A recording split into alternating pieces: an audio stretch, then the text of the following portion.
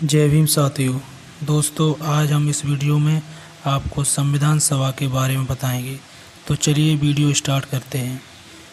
गांधी जी व कांग्रेस की कटु आलोचना के बावजूद अम्बेडकर जी की प्रतिष्ठा एक अद्वितीय विद्वान और विधिवेत्ता की थी, जिसके कारण जब 15 अगस्त 1947 को भारत को स्वतंत्रता मिलने के बाद कांग्रेस के नेतृत्व वाली नई सरकार अस्तित्व में आई, तो उसने अम्बेडकर जी को देश के पहले कानून एवं न्याय मंत्री के रूप में सेवा करने के लिए आमंत्रित किया, जिसे उन्होंने स्वीकार कर लिया।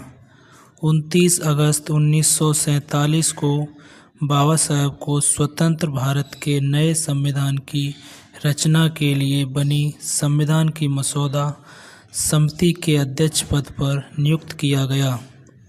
संविधान निर्माण के कार्य में बाबा साहब का शुरुआती बौद्ध संघ रीतियों और अन्य बौद्ध ग्रंथों का अध्ययन भी काम आया। बाबा साहेब एक बुद्धिमान संविधान विशेषज्ञ थे। उन्होंने लगभग 60 देशों के संविधानों का अध्ययन किया था। अम्बेडकर को भारत के संविधान का पिता के रूप में मान्यता प्राप्त है। डॉक्टर भीमराव अम्बेडकर ने भारतीय संविधान लिखकर भारत को एक अच्छा देश बनाया। संविधान सभा में मसौदा समिति के सदस्य टी कृष्णामाचारी ने कहा, अध्यक्ष महोदय, मैं सदन में उन लोगों में से एक हूँ जिन्होंने डॉक्टर अम्बेडकर की बात को बहुत ध्यान से सुना है। मैं इस संविधान की ड्राफ्टिंग के काम में जुटे काम और उत्साह के बारे में जानता हूँ।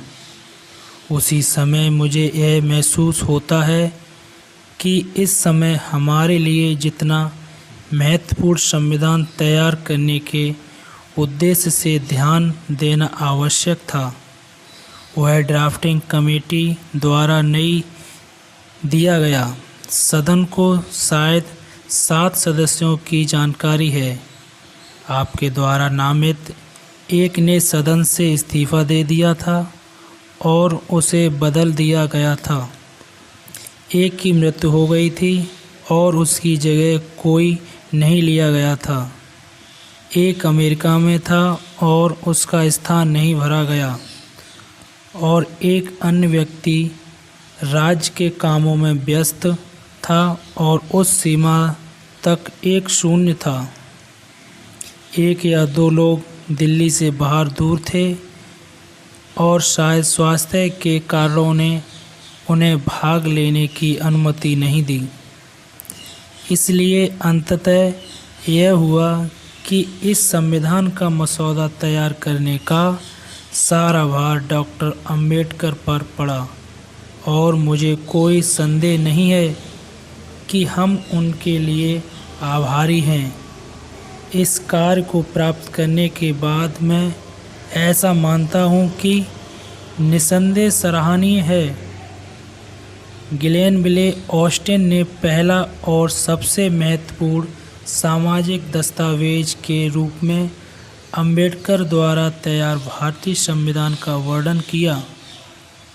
भारत के अधिकांश संवैधानिक प्रावधान या तो सामाजिक क्रांति के उद्देश्य को आगे बढ़ाने या इसकी उपलब्धि के लिए जरूरी स्थितियों की स्थापना करके इस क्रांति को बढ़ावा देने के प्रयास में सीधे पहुँचे हैं।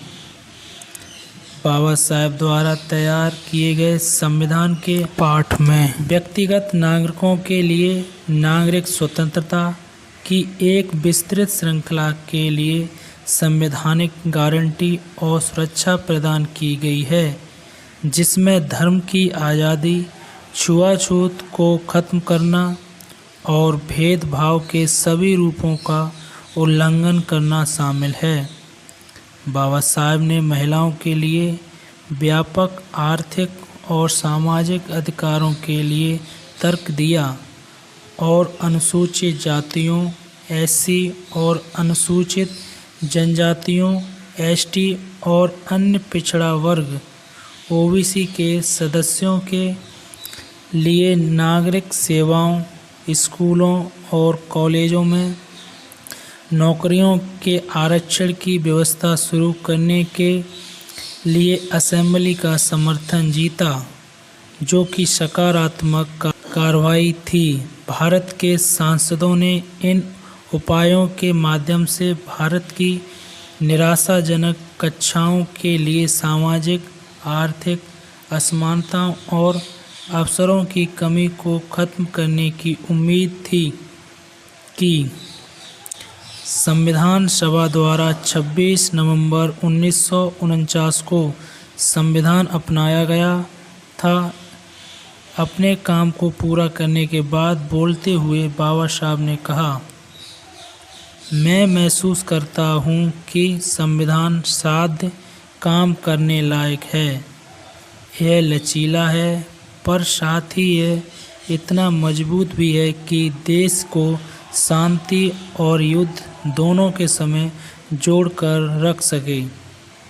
वास्तव में मैं कह सकता हूँ कि अगर कभी कुछ गलत हुआ तो इसका कारण यह नहीं होगा कि हमारा संविधान खराब था, बल्कि इसका उपयोग करने वाला मनुष्य अधम था। साथियों, वीडियो अच्छा लगा हो तो लाइक करें, कमेंट करें तथा चैनल को सब्सक्राइब करें। जय भीम साथियों।